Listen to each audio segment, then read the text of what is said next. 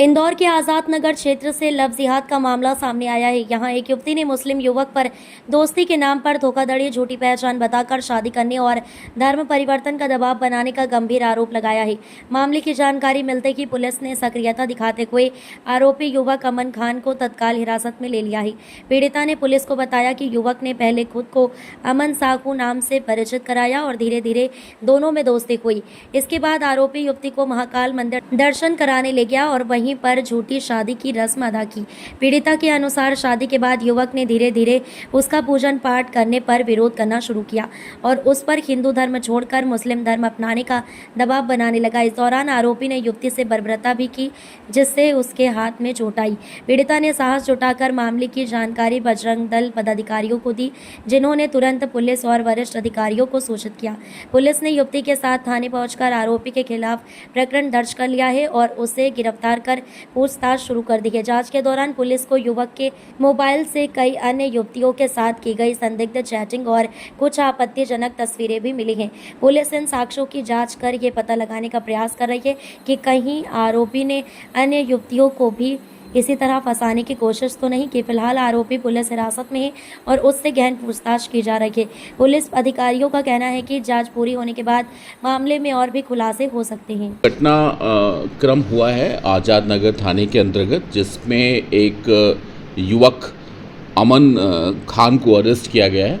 अमन खान अमन शाह करके एक लड़की के साथ उसने दोस्ती की, मित्रता की, शादी का झांसा दिया, बाद में उसके साथ मारपीट की और धार्मिक स्वतंत्रता अधिनियम के तहत भी इसके विरुद्ध कार्रवाई की गई है। धर्म परिवर्तन के संदर्भ में भी शिकायतें उस कंप्लेंट में थी, जिसके तहत 69 BNS, 315 2 BNS और 3/4 धार्मिक स्वतंत्रता अधिनियम के तहत कार्रवाई की गई है। और भी साक्ष्य कलेक्ट किया जाएगा। इसमें कौन और लोग इन्वॉल्व थे, कौन लोग और इनको मदद कर रहे थे, ये भी हमारे इन्वेस्टिगेशन का पार्ट रहेगा। जो भी ड्यूरिंग इन्वेस्टिगेशन साक्ष्य मिलेंगे या लोगों के इन्वॉल्वमेंट मिलेंगे, उनके विरुद्ध भी सम्यक धाराओं में कार्रवाई किया जाना सुनिश्चित किया जाएगा।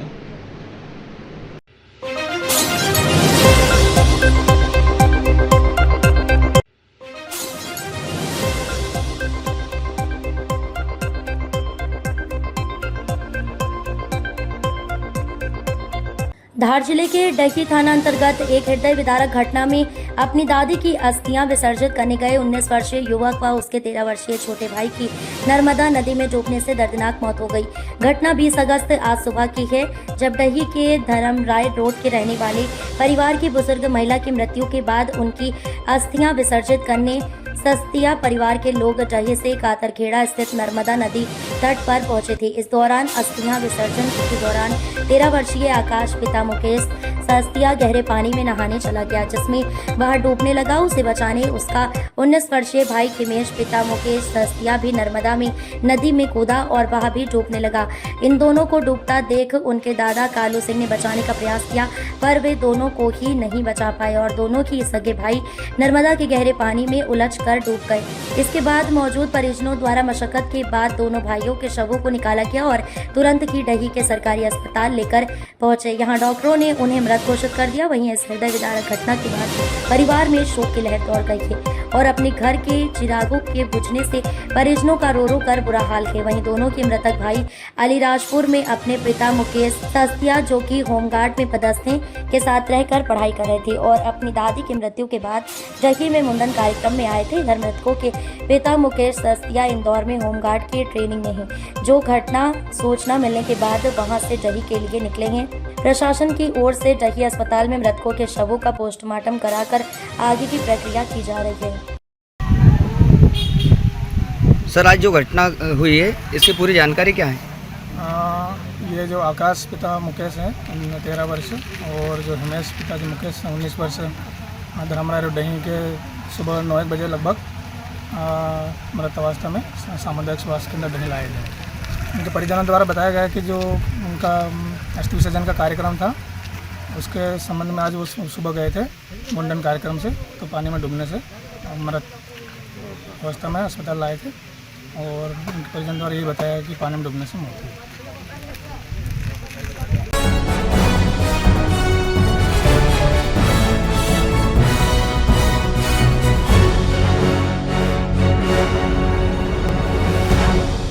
जौरा शहर में पगारा रोड पर शासकीय साइंस कॉलेज की नई बिल्डिंग का लोकार्पण 21 अगस्त को विधानसभा अध्यक्ष नरेंद्र सिंह तोमर द्वारा किया जाना है।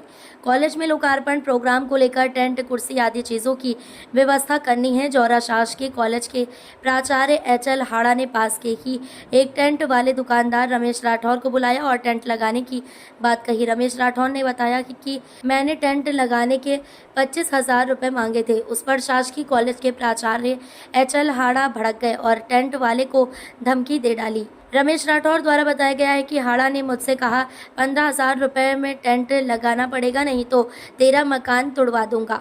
जब पत्रकारों ने इस बात की पुष्टि करने के लिए शासकीय कॉलेज के प्राचार्य को फ़ोन किया तो पत्रकारों से भी उल्टा बोलने लगे और ये कहकर फ़ोन काट दिया गया, मुझे द्वारा फ़ोन मत करना। इससे ये सिद्ध होता है कि शासकीय कॉलेज के प्राचार्य HL हाड़ा ने कहीं ना कहीं धमकी दी है, इसलिए उनकी तरफ से कोई संतोषजनक जवाब नहीं मिला। शासकीय कॉलेज के प्राचार्य HL हाड़ा का तानाशाह रवैया उनकी कार्यशैली को दर्शाता है। एक टीचर छात्रों के लिए भगवान समान होता है। इससे पता चलता है कि छात्रों को किस स्तर की शिक्षा प्रदान की जाती होगी। HL हाड़ा द्वारा दी गई धमकी से ये साफ साफ स्पष्ट होता है कि रमेश राठौर द्वारा जो आरोप लगाए गए वह बिल्कुल सत्य है। आखिरकार HL हाड़ा ने मकान तोड़वाने की धमकी किस आधार पर दी है, किस कानून के तहत मकान तोड़वाएंगे? एक गरीब दुकानदार को इस प्रकार की धमकी देना कहां तक सही है? या इलाही माजरा क्या है? HL हाड़ा के जुल्म की दवा क्या है? 21 अगस्त को होने वाले लोकार्पण प्रोग्राम में पत्रकारों द्वारा ये प्रश्न विधानसभा अध्यक्ष नरेंद्र सिंह तोमर से जरूर पूछा जाएगा। हेलो, हाँ बोलो। नमस्ते सर। हाँ नमस्ते। यूनिस खान बोल रहा था, पत्रकार जौरा से। हाँ बोलो। अभी सर एक वीडियो आया है मेरे पास जिसमें एक कोई टेंट वाला राठौर है, उसको आपने धमकी दी है कि मकान तोड़वा दूंगा अगर तूने टेंट नहीं लगाया तो। क्या कहा उसने? वो कह रहा है कि मैंने टेंट के 25,000 रुपये मांगे, मुझसे बोला 15,000 में लगा, नहीं तो तेरा मकान तोड़वा दूंगा। ऐसा ना उसने कह दिया, वो आपने मान लिया? मैंने मानता तो फिर मैं आपको कॉल क्यों करता। अब एक काम करो, तुम मुझे फोन मत लगाना, ठीक है ना? अच्छा, तुम रमेश के पास जाओ, उससे बात करो। मैंने तो मैं आपको अपना ऐसे- काम नहीं कर पा रहा। मेरी बात सुनिए। जी भाई साहब, क्या नाम है आपका? मेरा नाम है रमेश चंद्र राठौर। क्या बात हुई है, किसने आपको अभी धमकी दी है? ये आड़ा सर है ना, प्रिंसिपल आड़ा कहाँ सर पर ने कहा प्रिंसिपल था है? मेरे से। कहाँ पर ये- प्रिंसिपल हैं ये? शासकीय स्नातक महाविद्यालय जौरा। जी, क्या कह रहे थे तो वो? ये कह रहे थे कि टेंट लगाओ। मैं साहब मेरे को पड़ता नहीं इतने में, 15,000 रुपये में, मेरे को 25,000 रुपये पड़ता है। नहीं लगाओगे आप टेंट? नहीं सर, मेरे को नहीं पड़ता। तो तेरा मकान ये सब चला जाएगा, तेरा सामने वाला पूरा करवा दूंगा साहब। मैं करवा दो साहब। मतलब आपसे जबरदस्ती टेंट लगवाना चाह रहे हैं, आपने मना किया तो मकान तोड़ने की धमकी दे रहे धमकी हैं? दी थी मेरे को। कैसे धमकी दी थी, क्या कह रहे हैं? मकान को साफ करवा दें तेरे को। अगर आपने फ्री में टेंट नहीं लगाया? 15,000 रुपये में लगा दूँ। अच्छा, मेरे को साहब पड़ता नहीं है 15,000 रुपये में। आपका कल लगभग कितने में पड़ता खा रहा था? मेरे तो 20,000 रुपये पड़ता था। अच्छा, ये कहा है उन्होंने? हाँ, इन्हें कहा कैसे कहा था? कि मतलब नहीं लगाएगा तो मकान साफ करवा देंगे हम, तेरा मकान तोड़वा देंगे। तोड़वा देंगे। करवा दो साहब। अच्छा,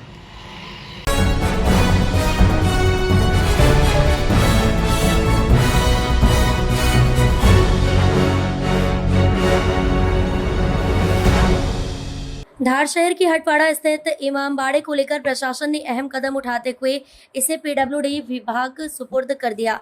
SDM के आदेश पर की गई इस कार्रवाई के दौरान पूरे क्षेत्र में प्रशासनिक सतर्कता है। मौके पर बड़ी संख्या में पुलिस बल और प्रशासनिक अधिकारी तैनात हैं ताकि किसी भी प्रकार की स्थिति से निपटा जा सके। इमामबाड़े का कब्जा दिलवाने के बाद प्रशासन ने इसकी जिम्मेदारी अब PWD विभाग को सौंप दी है।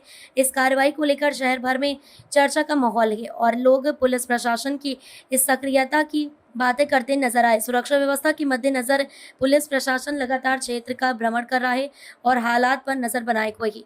साथ ही प्रशासन सोशल मीडिया पर भी अलर्ट है। अफवाहें या भ्रामक खबरें फैलने से रोकने के लिए विशेष निगरानी रखी जा रही है। अधिकारी साफ कह चुके हैं कि सोशल मीडिया पर किसी भी तरह की गलत जानकारी साझा करने वालों पर सख्त कार्रवाई की जाएगी। अब इमामबाड़ा PWD विभाग की देखरेख में रहेगा और पुलिस प्रशासन लगातार हालात पर पैनी नजर बनाए हुए है।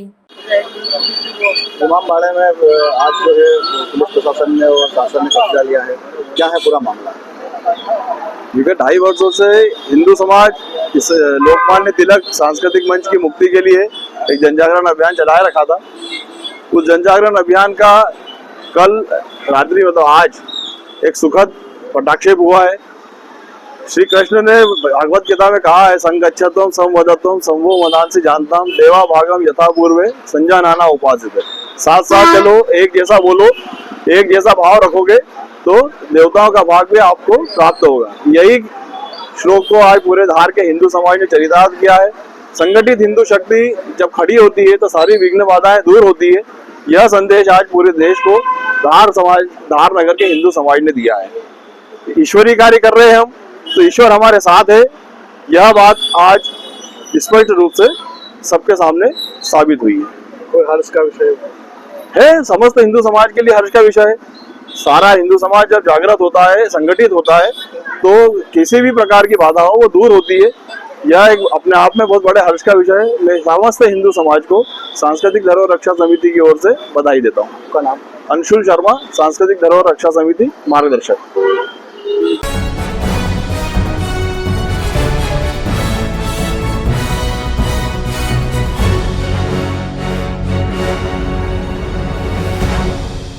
टांडा नगर तपस्वियों के कठोर तप से बन रही है तपोभूमि। तपस्या को लेकर बच्चों में काफी उत्साह। सबसे कम उम्र के बच्चे कर रहे हैं तपस्या। टांडा धार मध्य प्रदेश के धार जिले के छोटे से नगर टांडा में तप आराधना बड़े पैमाने पर हो रही है। तपस्या करने वाले तपस्वियों की संख्या बहुत बड़ी है। ये समाज के बच्चे, महिलाएं, पुरुष सभी वर्ग अलग अलग तप आराधना करते हुए दिखाई दे रहे हैं। तपस्वियों की कठोर तपस्या के कारण टांडा नगर की भूमि तपोभूमि बन रही है।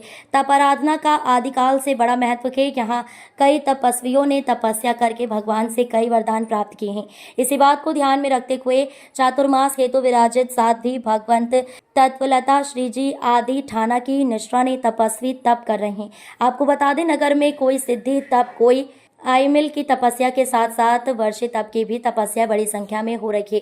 सिद्धि तप की आराधना पूर्ण होने पर नगर में 28 अगस्त से 30 अगस्त तक एक भव्य आयोजन श्री संघ टांडा के द्वारा किया जाएगा, जिसकी तैयारियां प्रारंभ हो गई हैं। पूरे नगर को दुल्हन की तरह सजाया जा रहा है। इस आयोजन में मध्य प्रदेश के साथ साथ पूरे भारतवर्ष से समाज बंधु उपस्थित होकर आयोजन के साक्षी बने। टांडा के मूल नायक अजीतनाथ दादा की असीम कृपा, दादा गुरुदेव राजेंद्र जी महाराज साहब और पुण्य सम्राट की असीम कृपा से टांडा श्री संघ अंदर वर्तमान में जो सिद्धि तप चल रहा है उसके अंदर नन्हे बच्चों के अंदर बहुत उत्साह है। 11 वर्ष की उम्र से लेकर 15 वर्ष की उम्र, 17 वर्ष की उम्र, 21 वर्ष की उम्र, 55 वर्ष की उम्र तक के आराधक इस सिद्धि तप की महातपस्या करके अपने जीवन को धन्य बना रहे हैं। पूज्य साध्वी तत्वलता जी महाराज साहब की पावनकारी निश्रा में, आदि ठाणा 4 की पावनकारी निश्रा में यह आयोजन संपन्न हो रहा है। समाज के टांडा नगर के सभी समाज का बहुत ही हमें अस्मरणीय सहयोग मिल रहा है। इसी तरह यह परंपरा विगत कई वर्षों से टांडा श्री संघ में चली आ रही है। वर्ष 2011 में पूज्य साध्वी कल्पना जी महाराज साहब के चातुर्मास के साथ ही वर्ष 2017 में परम पूज्य मुनि श्री चंद्रेश्वर जी महाराज साहब के चातुर्मास में 71 सिद्धि तप की एक महानतम आराधना हुई है। उसी क्रम को दोहराते हुए पुनः 2025 के अंदर टांडा श्री संघ के अंदर आयोजन संपन्न होने जा रहा है। आप सभी तपस्या कर अपने कर्मों की निर्जरा कर रहे हैं। पारस कुमार हरण, कोषाध्यक्ष जैन सेशन टांडा। तो उस सिद्धि तप से 8 प्रकार की सिद्धियां भी प्राप्त होती है। तो इसीलिए ये सिद्धि तप करना होता है और कराया जाता है और कई आत्मा करते हैं। इसीलिए ये सिद्धि तप हर जगह, हर क्षेत्र में जहाँ जहाँ साधु साध्वी जी भगवान विराजमान हैं, वहाँ ये सिद्धि तप की आराधनाएँ होती है। जहाँ भी पैकेज सिद्धि तप की आराधना जो चल रही उसमें छोटे बच्चे 8 साल से लगाकर 65 साल तक की उम्र वाले आत्माएं तपश्चर्या कर रही हैं। तो तपस्या के ही कर्म का क्षय होता है, इसीलिए इस तप का महत्व है। जय केसरिया जी की। यह सिद्धि तप कठोरतम तप होता है। ये मोक्ष प्राप्ति के लिए किया जाता है और इसमें आप देख रहे हैं छोटे छोटे बच्चे सभी उत्साहपूर्वक भाग ले रहे हैं और इनके सबकी मैं अपने परिवार राजमृतलना डांगी परिवार एवं सागरमल गेंदालाल चौधरी परिवार की तरफ से अनुमोदना करता हूं और बहुत बहुत धन्यवाद देता हूं। और समिति ने मुझे ये कार्य दिया है, इसका लाभार्थी बनने का मौका दिया है। तत्व चिंतन समिति का भी मैं बहुत बहुत धन्यवाद। देव, गुरु और धर्म और पुण्य सम्राट और दादा राजेंद्र सूर्य जी के आशीर्वाद से टांडा में बड़े ही हर्षोल्लास के साथ में सिद्धि तप की तपस्या चल रही है। बहुत ही छोटे छोटे बच्चों ने यहाँ पे सिद्धि तप किए हैं। सिद्धि तप आत्मशुद्धि, धर्म शुद्धि और आत्मा की कर्मों के निर्जरा का बहुत ही महत्वपूर्ण धर्म का मार्ग है। मेरा नाम करुणा श्रीमाल, टांडा। सादर जय जिनेंद्र। सिद्धि तप की तपस्या हमारे यहाँ टांडा में चल रही है। यह तपस्या तत्वलता श्री जी महाराज साहब और आदि ठाणा के निष्ठा में की गई है। यह सिद्धि तप सिद्धि की प्राप्ति के लिए किया जा रहा है और 16 जुलाई से प्रारंभ हुआ है और 30 तारीख के दिन इसका समापन है। 3 दिवसीय प्रोग्राम है, आप अवश्य पधारें। जय जयंत। मेरा नाम जयंत जैन है। सिद्धि तप एक बहुत बड़ा तप है। इसमें 36 उपवास आते हैं, 8 बियास आते हैं। साध्वी जी के सानिध्य में मेरा सिद्धि तप बहुत अच्छे से हो गया। मेरा नाम भाविका संदीप जैन है। ये सिद्धि तप की प्रेरणा मुझे तत्वलता श्री जी ने दी है और सिद्धि तप की प्रेरणा सिद्धि तप की आत्मा की शुद्धि से होती है और कर्म की निर्जरा से होती है। मैं सिद्धि तप कर रही हूँ। इसमें 36 उपवास आते हैं। इसकी प्रेरणा मुझे श्री तत्वलता श्री जी महाराज साहब और करुणा यशा श्री जी महाराज, कुसुमलता श्री जी महाराज साहब ने दी है। समृद्धि पगारिया। जय जिनेंद्र। यहाँ टांडा नगर में नित्य सेन सूर्य जी महाराज साहब की प्रेरणा से हम सभी वर्षी तप कर रहे हैं और दादा गुरुदेव की 200वीं जन्म शताब्दी के उपलक्ष्य में यहाँ पे सब जने वर्षी तप कर रहे हैं।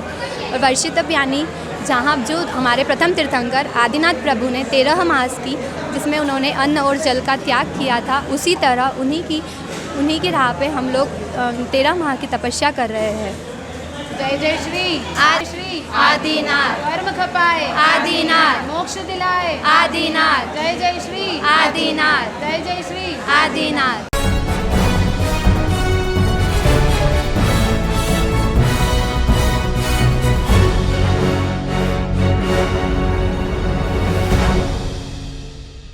जिले के मल्हारगढ़ थाना क्षेत्र के ग्राम रूपी में बुधवार सुबह केंद्रीय जांच दल की कार्रवाई से हड़कंप मच गया। जानकारी के अनुसार सुबह करीब 6 बजे दल की 2 से 3 गाड़ियां राजाराम पंडित के घर पहुंची। घर के बाड़े का गेट बंद होने पर दल के सदस्यों ने ताला तोड़ने का प्रयास किया और सीढ़ी लगाकर भीतर प्रवेश किया। सूत्रों का कहना है कि अवैध मादक पदार्थों की गतिविधि की आशंका की गई है। हालांकि परिजनों का आरोप है कि बिना किसी कारण और पूर्व किसी सूचना के घर पर दबिश दी गई, जिससे घर की महिलाओं को परेशानी का सामना करना पड़ा। उनका कहना है कि दबिश के समय घर में केवल महिलाएं मौजूद थी, बाकी सदस्य कुएं पर गए हुए थे। इस दौरान किसान नेता श्यामलाल जोगचंद्र भी गांव रूपी पहुंचे। उन्होंने आरोप लगाया कि किसानों को बेवजह परेशान किया जा रहा है। उनके अनुसार आज राजाराम जी पंडित के घर पर छापा मारकर सामान बिखेर दिया गया। ना तो स्थानीय पुलिस को सूचना दी गई और ना ही गांव के मुखिया, ना किसी जनप्रतिनिधि को। इससे किसान वर्ग भयभीत हो रहा है। वहीं श्री जोगचंद्र ने नारकोटिक्स पर गंभीर आरोप लगाते हुए कहा कि चुन चुन कर किसानों को प्रताड़ित किया जा रहा है और रात के अंधेरे में घरों में घुसकर फर्जी मुकदमे बनाने की साजिश रची जा रही है। हालांकि इस पूरी कार्रवाई को लेकर ना तो केंद्रीय जांच दल और ना ही स्थानीय पुलिस की ओर से अब तक कोई आधिकारिक बयान सामने आया है। गाँव में कुछ लोग गाड़ी लेके आए थे, फिर आप भी पहुंचे हो यहाँ पे, क्या मामला है? आज सुबह सुबह रूपी से किसानों का फ़ोन आया कि 30-35 लोग गाड़ी लेके, कोई बत्ती लगी हुई थी उनके ऊपर, और वो अचानक यहाँ पर एक किसान के घर में आए और सीधे, ये पंडित जी है हमारे राजाराम जी शर्मा, पंडित जी के घर में अचानक 30-35 लोग आए और दीवार फांद करके, वो पास में एक सीढ़ी पड़ी थी, उस सीढ़ी में से दीवार फांद करके अचानक घर में कूदे और जाकर के उनके जो है जो जितने भी ड्रम है, जितनी भी सामान है सब उथल पुथल कर दिया और सब लहसुन वगैरह सब उन्होंने जो बिखेर दिया और एक भय का वातावरण उन्होंने निर्मित किया। रास्ते में जो लोग उनको मिले उनको रोक करके उनकी तलाशी ली और तलाशी ले करके उनके मोबाइल चेक करे कि आपके मोबाइल में क्या है। मुझे ऐसा लगता है कि यहाँ गांव वालों के ना कि नारकोटिक्स की शंका है इनको कि नारकोटिक्स के लोग आए थे। अब मेरा ये प्रश्न है कि नारकोटिक्स के लोग अगर आ रहे हों तो गांव के मुखिया को पता होना चाहिए, संबंधित थाना मल्हारगढ़ उनको पता होना चाहिए।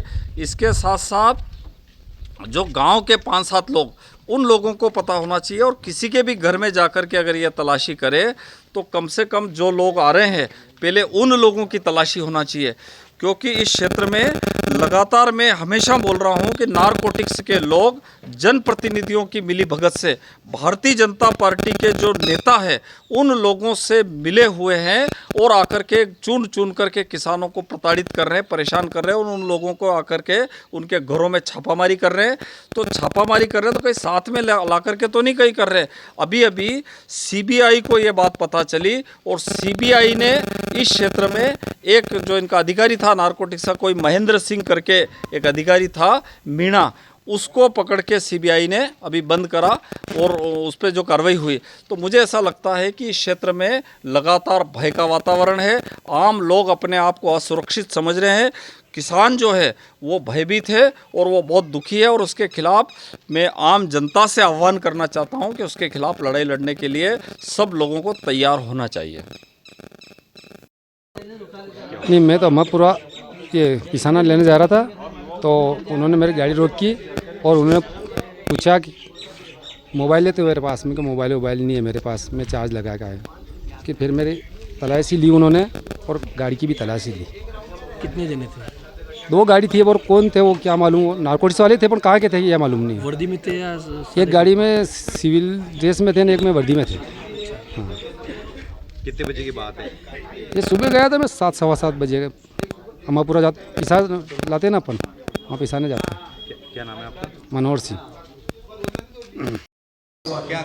मैं अंदर से दूध काट के एक बाल्टी दूध काटा, एक भैंस का दूध काट के मैं 2 बाल्टी लेने गई अंदर। बाहर आके देखा तो सब गाड़ियाँ पड़ी थी। मैं फिर रुक गई। क्या कौन लोग आए थे? पुलिस वाले थे। अब मैं वरना पढ़ी लिखी हूँ, मेरे को तो बांसता आता भी नहीं है क्या। और अंदर घुसा हुआ हमारे दरवाजा पे से चढ़ के। कब की बात है? ये सुबह की बात है, 7 बजे 6 बजे दूध काट रही थी मैं और घर पे कोई नहीं था, ये सब बाहर गए तो कुड़े गए थे सब। क्या बात हुई आपकी? मेरा कोई बात नहीं हुई उनसे, मैं देख के बैठ गई चुपचाप। फिर हमने फ़ोन लगवाया जब लड़के कुड़ा से घर आए, ये चारे बाजरा काटने गए थे सब। दरवाजा भी तोड़ा, पेटी वगैरह? पेटी तोड़ी, ये ड्रम खोला है उसने, ये अलमारी खोली कमरे की, लहसुन था वो लहसुन इधर उधर देखी इनने क्या किया, सब ऊपर से उतरे मेरे घर में। आए थे वो ऊपर चढ़ के आए थे कैसे? नीचे आए ऊपर चढ़ के छत पे, वो मेरे देवराड़ी दीवार पे चढ़ के इधर मेरे वाड़े में आए उतर के। ऐसा करा उन्होंने, सब गाड़ी पड़ी थी यहाँ। क्या नाम आपका? मेरा नाम किरण भाई।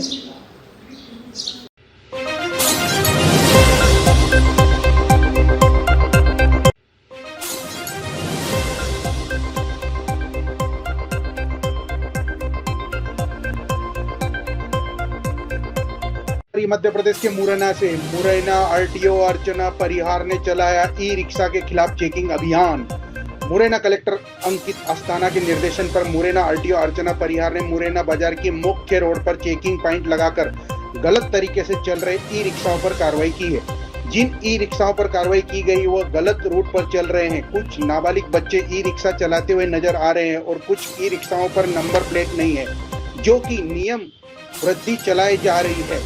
मुरैना आरटीओ अर्चना परिहार ने बताया कि कुछ रिक्शे गलत रूट पर चल रहे हैं, जिससे यातायात व्यवस्था बिगड़ जाती है। यातायात व्यवस्था को सुधारने के लिए यह चेकिंग अभियान चलाया जा रहा है। उनके द्वारा बताया गया सभी तक करीब 70 रिक्शा को जब्त कर लिया गया जो नियम विरुद्ध संचालित हो रहे थे। मुरैना आरटीओ अर्चना परिहार ने बताया कि हमने ई रिक्शा चालकों को पूर्व में भी दिशा निर्देश दिए थे कि वह अपने तय रूट पर ही रिक्शाओं का संचालन करें। उसके बाद भी ऐसा देखने को मिला है कि ई रिक्शा चालक प्रशासन के नियमों को अनदेखा कर नियमों विरुद्ध गलत रूट पर रिक्शाओं का संचालन कर रहे हैं। कुछ नाबालिग बच्चे भी ई रिक्शा चलाते हुए दिखाई दे रहे हैं। इस प्रकार के सभी ई रिक्शा और रिक्शा चालकों पर मुरैना आरटीओ अर्चना परिहार द्वारा कड़ी कार्रवाई देखने को मिल रही है, जिससे मुरैना शहर की यातायात व्यवस्था को सुधारा जा सके। की चेकिंग आपके द्वारा बाजार में की जा रही है? जैसा हम लोग देख ही रहे हैं कि शहर की यातायात व्यवस्था में ई रिक्शे वगैरह थोड़ा अनियंत्रित तरीके से चल रहे हैं।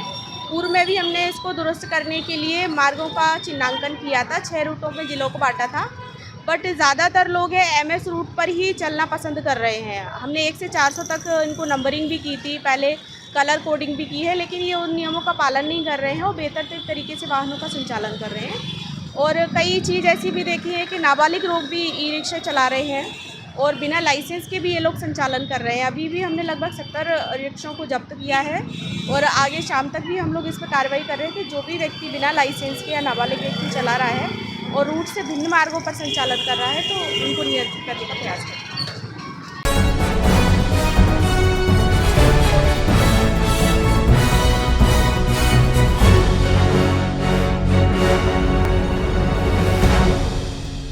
इंदौर के ट्रांसपोर्ट व्यवसायी राजा रघुवंशी हत्याकांड में शिलांग पुलिस 1 सितंबर को कोर्ट में चालान डायरी पेश करने की संभावना है। शिलांग पुलिस आखिरी समय में सबूतों को जुटाने के लिए मंगलवार रात इंदौर पहुंच गई है। पुलिस टीम यहां क्राइम ब्रांच के साथ मिलकर हत्याकांड में इस्तेमाल किए गए मोबाइल फोन से संबंधित जानकारी जुटा रही है।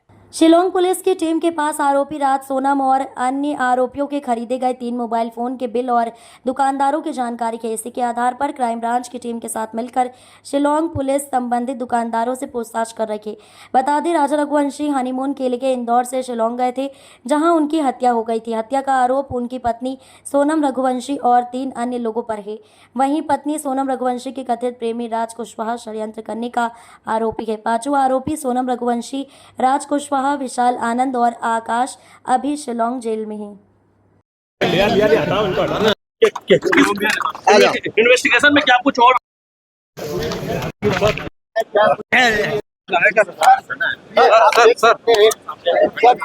सर क्या कुछ है सर? क्या सर क्या कुछ निकल के आया है सर? आप पूछे